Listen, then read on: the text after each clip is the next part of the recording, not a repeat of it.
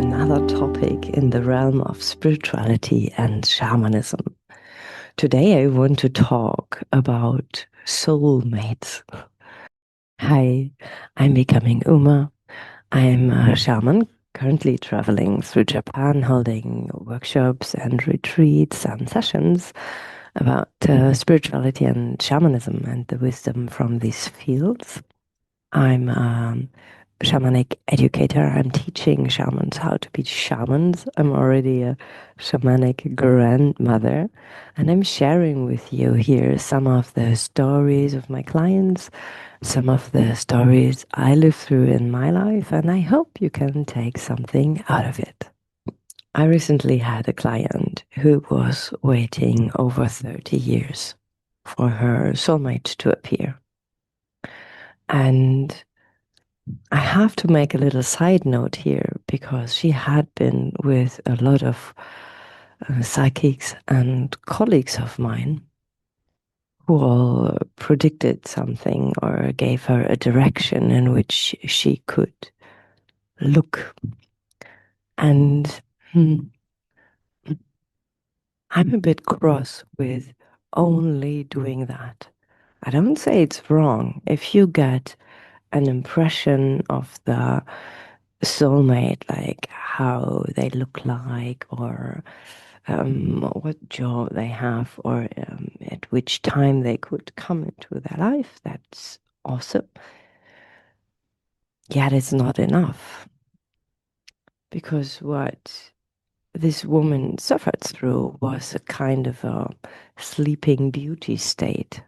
She was like a princess waiting for her prince to appear, kept in a freeze state, doing nothing else with her life than waiting for her soulmate. And this is giving away connection to the own soul. This is giving away a lot of personal power and dignity. And this is not how we find soulmates. Because if our soul is really destined to find another soul in this life, then our soul has to completely live through our bodies to recognize that soul.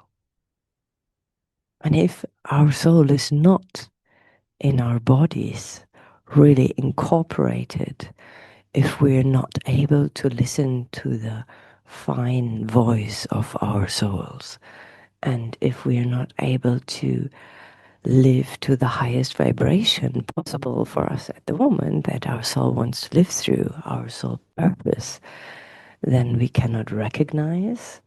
We sometimes cannot even find the right vibration our soulmate is on. And the paths, if they cross, this is only when the difficulties start, because then you have two souls that are destined to meet and maybe create something together. And to do that with two individuals who grew up in our societies with a completely different mindset of how relationships should be, or how our life should look like. We do not learn following the soul from childhood on. So the problems then start. How do you align two people with different levels of interacting with their souls into what they might bring into the world? And here's where many people fail. And I'd say that also has to do with how deeply the soul is incorporated.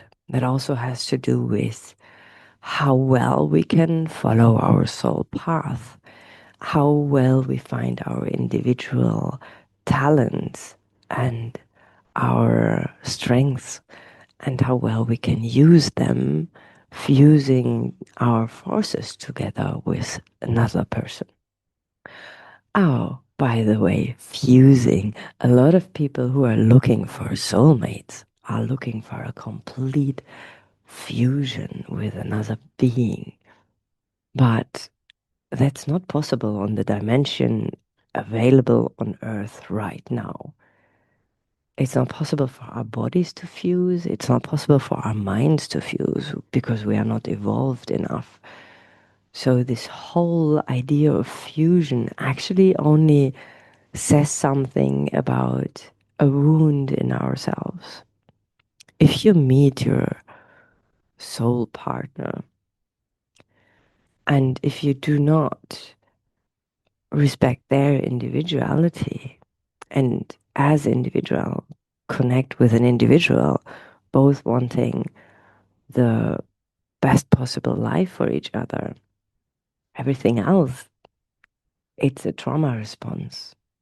And this is where you should look at. Also, most people cannot connect, not even to themselves. How would you even connect to a soul mate if you cannot even connect to yourself? These are all questions I throw out there, and I throw them out especially for my colleagues. Because if you see someone who's really desperately looking for a soulmate, then please do not only guide them into where they find them and how they look like and what the job they have, but also how they can be ready to recognize and receive a relationship with a soulmate by incorporating their own soul themselves. I hope you got something out of that, and I see you next time.